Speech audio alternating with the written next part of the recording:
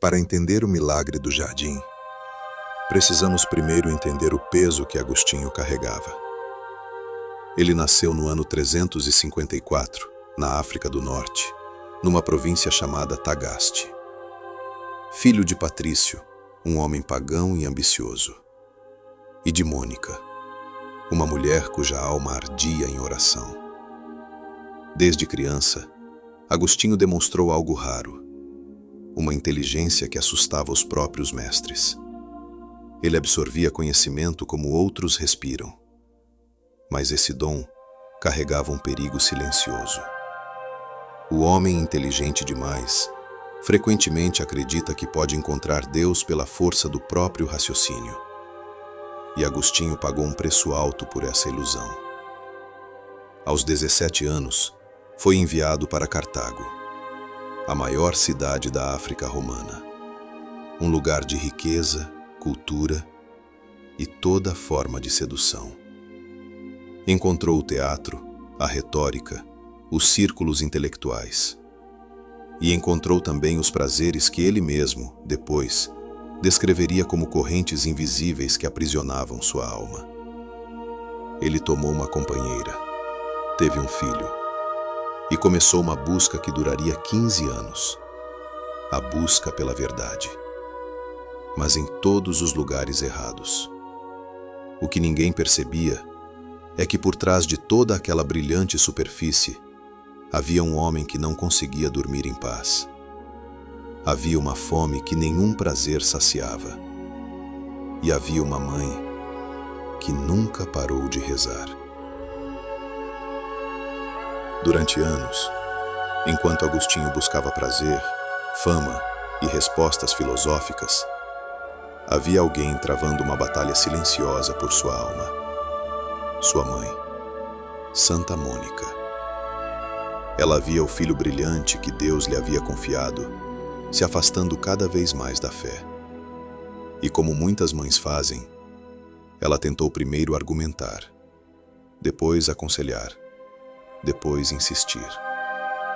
Mas chegou um momento em que percebeu que nenhuma palavra humana conseguiria alcançá-lo. Então ela fez o que os santos sempre fizeram quando tudo parece perdido. Ela começou a rezar. Não uma oração ocasional, mas anos de súplicas, anos de lágrimas. Conta a tradição que Mônica chegou a procurar um bispo e perguntou, com o coração quebrado: "Existe esperança para meu filho?"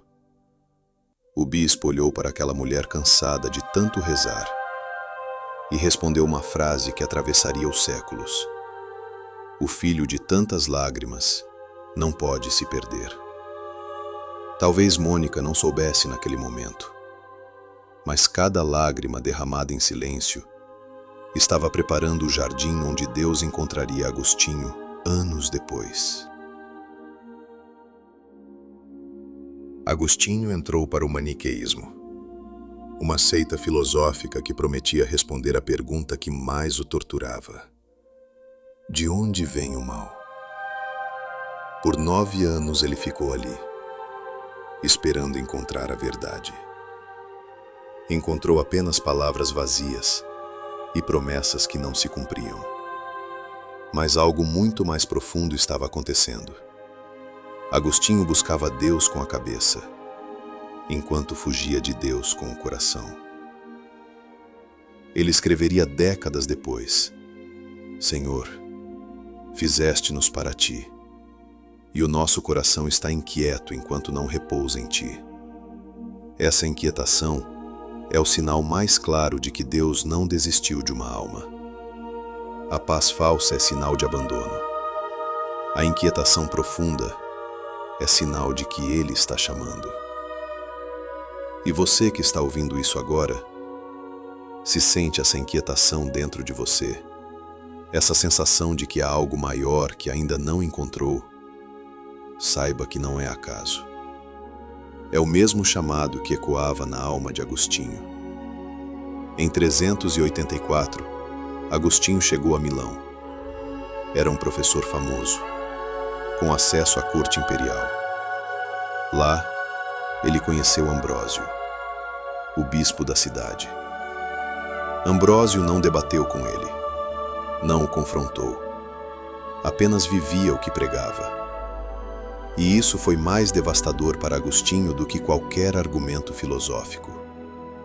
Pela primeira vez na vida, Agostinho estava diante de alguém cuja sabedoria era maior que a dele, e que havia encontrado o que ele procurava. Mas o coração de Agostinho ainda resistia. Ele queria a verdade, mas não queria pagar o preço da verdade. Ele mesmo escreveu a oração mais honesta que um pecador já fez. Senhor, dai-me a castidade e a continência, mas não ainda. Essa frase é a oração silenciosa de toda uma geração. Quero mudar, mas não agora. Quero me converter, mas deixe eu aproveitar mais um pouco. E é exatamente nesse ponto de honestidade brutal que Deus costuma agir.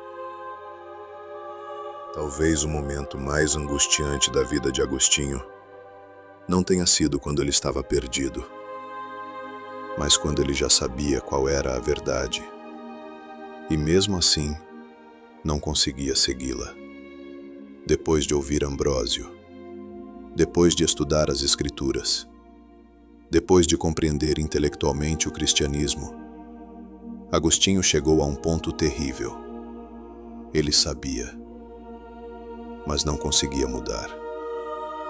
Ele descreve esse momento de maneira brutalmente honesta.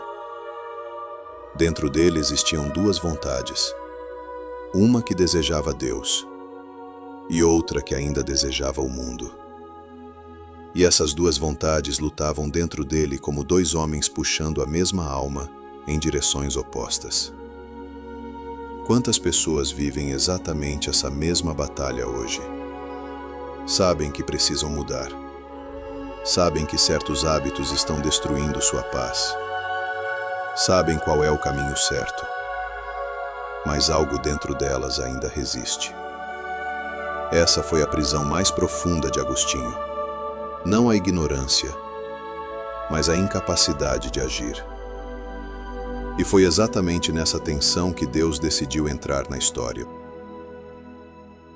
Era o verão de 386. Agostinho estava no jardim de sua casa. Ele havia acabado de ler sobre um homem que largou tudo para seguir a Cristo, e aquilo o havia partido por dentro. Ele se afastou, caiu embaixo de uma figueira e começou a chorar. O choro de quem finalmente entendeu o que estava desperdiçando. Ele gritou para Deus: Até quando, Senhor? O amanhã e o amanhã? Por que não agora? Por que não nesta hora terminar com toda a minha torpeza? Foi então que ele ouviu uma voz do outro lado do muro, cantando repetidamente: Tole, lege, toma e lê. Ele correu até o livro das cartas de São Paulo, abriu em silêncio e leu Romanos 13. Não em glutonarias e embriaguez, não em impudicícias e dissolução, mas revestivos do Senhor Jesus Cristo. Agostinho descreveu esse momento. No fim desta frase, como se uma luz de certeza tivesse inundado meu coração, todas as sombras da dúvida se dissiparam. 15 anos de busca, 15 anos de trevas, 15 anos de lágrimas de uma mãe, resolvidos em uma frase, em uma jardim. A luz entrou. Hoje, o mundo moderno te enche de barulho para que você não ouça a Deus. Agostinho só encontrou a luz quando enfrentou o próprio silêncio. O nosso desafio prático da semana é o jejum de ruído. 15 minutos do seu dia em absoluto silêncio. Sem celular, sem música. Apenas você diante de um crucifixo, confrontando sua mente, como ele fez no jardim. Todos os dias, defina o horário do silêncio. Longe de tudo, apenas você e Deus. A prática do silêncio será o seu novo hábito adquirido através de Santo Agostinho. Ele que buscou a verdade nos caminhos do mundo, a encontrou quando finalmente se rendeu e nos deixou esta prece imortal. Tarde te amei, ó beleza tão antiga e tão nova, tarde te amei. Estavas dentro de mim e eu andava lá fora a procurar-te. Se esta história tocou sua alma, curte, compartilhe com alguém que precisa ouvir isso e se inscreva em nosso canal. Toda semana teremos vídeos trazendo histórias de santos que irão inspirar o nosso cotidiano e nos tornar mais resilientes e elevados quanto aos desafios que enfrentamos. Nós somos o Lux Sanctorum e a luz dos santos ainda ilumina. Até a próxima luz.